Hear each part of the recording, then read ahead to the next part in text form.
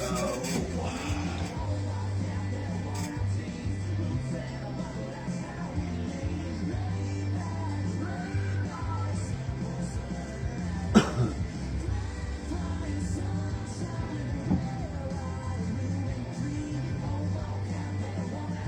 we go.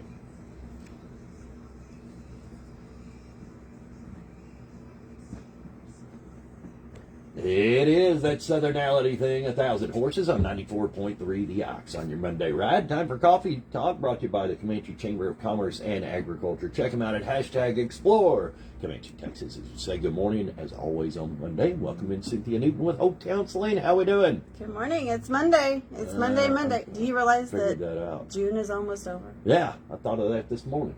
Do you realize that the kids get to go back to school in another month? If you live to see it. Sorry, teachers. I saw a thing the other day that said it takes 13 days before parents are like done with summer. Well, they almost made it 2 weeks. Well, it is. We love our children, but we love our teachers more. Yes. That's a good motto to live by. I think so. Anyway.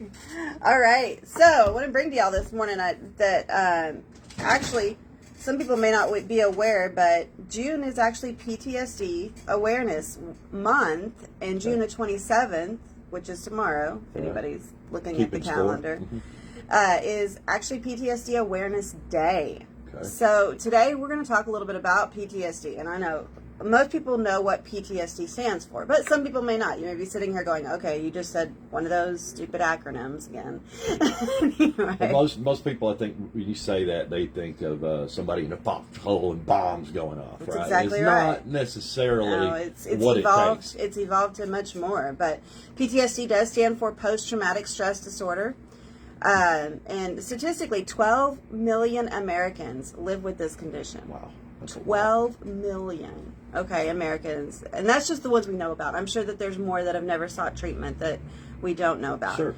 It was first actually termed in 1980. However, earlier medical publications referred to the condition as soldier's heart or shell shock. Right. And war neurosis. So I remember hearing some of those terms when I was younger. That soldier's heart, the shell shock especially, and war neurosis, especially when we were looking at the Vietnam veterans and such as that. So yeah, that, earlier, before the 1980s, that was absolutely 100% what we now know as post-traumatic stress disorder. So on June 27th, 2010, PTSD Awareness Day was established in recognition of Staff Sergeant Joe Beal, a National Guard service member who experienced PTSD from his tour in Iraq and died by suicide in 2007. Did you know that? Mm-mm. Didn't think you did. See? Make me learn something. I try to make you learn something every Monday. Sometimes it may just be a snippet, but I try to make you learn something. In 2014, the federal government designated the entire month of June as PTSD Awareness Month. This disorder develops for some people who have lived through or witnessed a stressful event, often one that caused or threatened serious harm or death. Okay, that's really important to understand because there's been actually some changes through our mental health manual, what we call the Diagnostic Statistic Manual, over the last few years. It used to be that PTSD was only diagnosed for people that had personally experienced the trauma. Right. Okay. Now there's been an actual change to witnessing, maybe a child having gone through something or a loved one having gone through something. Actual media exposure can cause some of this, and with the, with no offense, but with all the media exposure on some things that, you can go back to 9/11 and you think about, all the media exposure, and it can be very traumatic and very tragic to watch some of those things, and especially in children who may not understand that this is television. You might actually see them start having some symptoms associated with that. Well, and some people are more empathetic. I mean, they can put themselves in that. Absolutely. So when they see it on TV, it's absolutely, it's like they're there. It's like they're there. Yeah. Absolutely, 100%. And that does not minimize in any fact those of our veterans. This is where PTSD, obviously, like we said, originated from. Right. Was our military that would go to war, and those combat veterans, and what they would see and have to come back with and still live a normal life, whatever that means, and function. And so that's obviously one of the biggest things we look at. We're coming up on July the 4th, and I'm going to talk about that in just a minute. But we really look at how PTSD can actually affect a lot of people, and I'm sure that everybody that might be listening has had somebody that's been touched by this diagnosis, or knows of somebody. So it develops, like I said, for some people who have lived through or even witnessed a stressful event, often one that caused a threatened serious or harm or death. Okay, so you got to realize that threatened harm or serious, that being threatened of death or attack or anything of that nature is the trigger for when it becomes trauma. It's normal to have stress reactions after a traumatic event, such as upsetting memories, trouble sleeping, or feeling on edge. However, if these symptoms persist longer than a few months, PTSD may actually be a concern. So there is a normality side, a few months, and that's part of what we look at, but it's that long term that doesn't go away. PTSD can actually cause sleep difficulties, irritability, anger, recurrent dreams or nightmares about the traumatic event, intense reaction to reminders or triggers, disturbances in relationships, and isolation. Okay. Now, I brought up 4th of July, and we try to post every week, what we're going to be talking about this morning. And there was a gentleman that commented on one of the posts about fireworks, and really like to bring that up. And he made the comment that on the 4th of July, he kind of expects it, because we know on the 4th of July and New Year's that those are two times that people are going to do fireworks. But we've gotten to the point that we use fireworks for a lot of things. And he was talking about, I think, homecoming, games, and just some different things that you wouldn't expect it. Okay, and then you have fireworks out of nowhere. And for somebody that has been in a battlefield, that's, you can see them start trying to take cover. You can see that anxiety go up because they feel like they're being shot at. 100%. So you got to be really aware. I think that it's very important for us to, yes, we love fireworks. Yes, we love how pretty they are. But also be aware that, especially if you know somebody that is close to you, that they're going to be around you, just, hey, we're going to do this. Maybe, you might want to be around, or hey, giving them the heads up about it. Or, if you decide not to do them at all, that's your choice. So just being ultra sensitive about that, for those people that might be hypersensitive to the fireworks and the reminders of that as far as triggers. Yeah. So how is PTSD treated?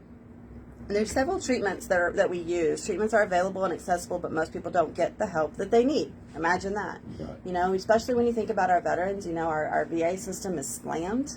It's, that's why we have the, I think we're 1 in 12 now, that kill themselves every day.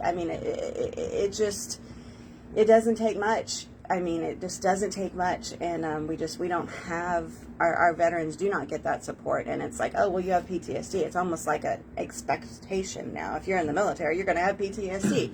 Well, that doesn't mean that they're on a conveyor belt, and you just stamp them PTSD and move them on their way. It doesn't work that way. They still have to be treated. Each one has to be treated.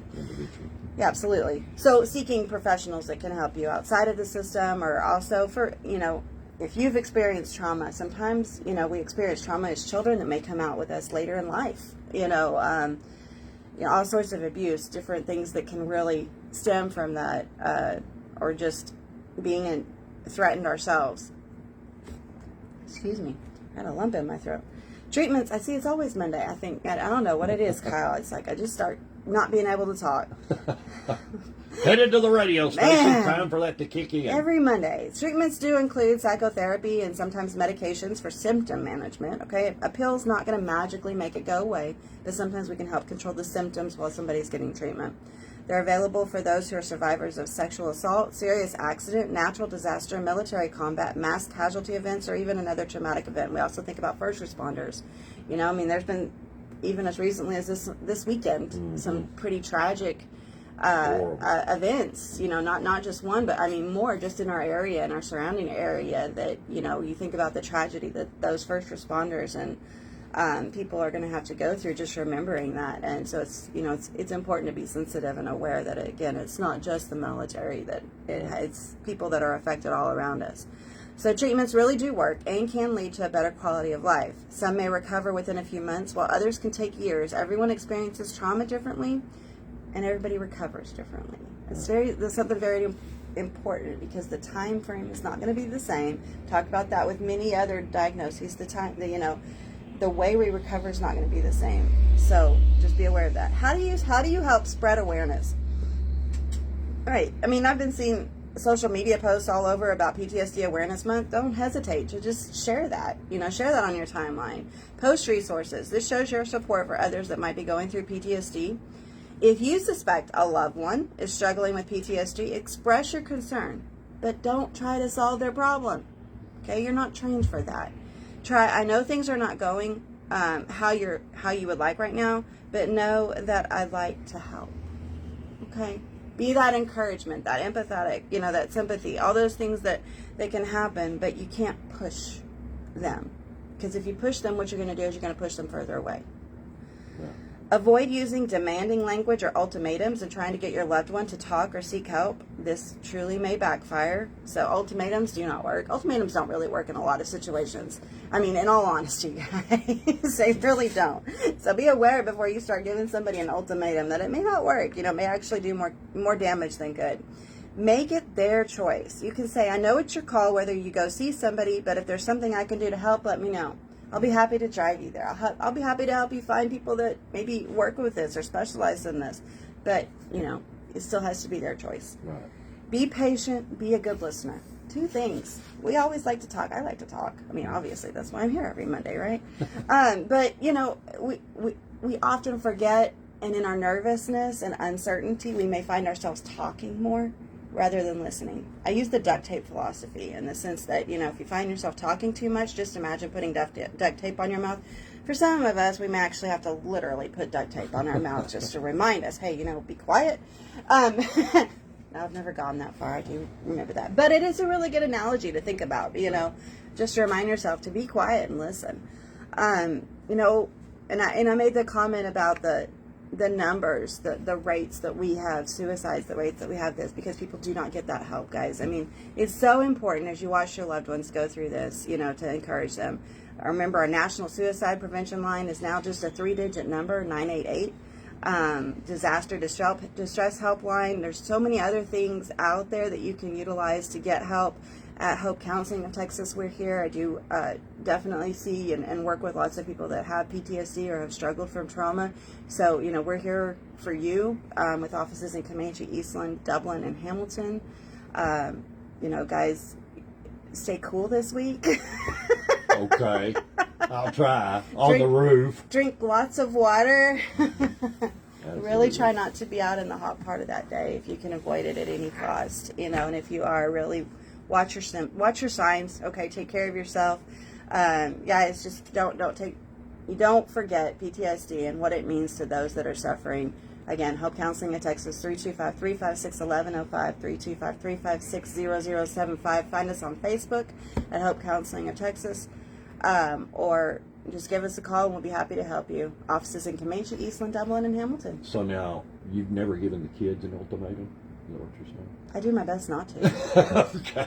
I really do my best not to, but I can usually tell you that most of the time it really doesn't work. Doesn't boil down to that. It doesn't work. I mean, it doesn't work. Those ultimatums, just 99.9% of the time, they just don't work. Food for thought. Cynthia Newton on Hope Counseling. Thanks as always. Have a good week. When you are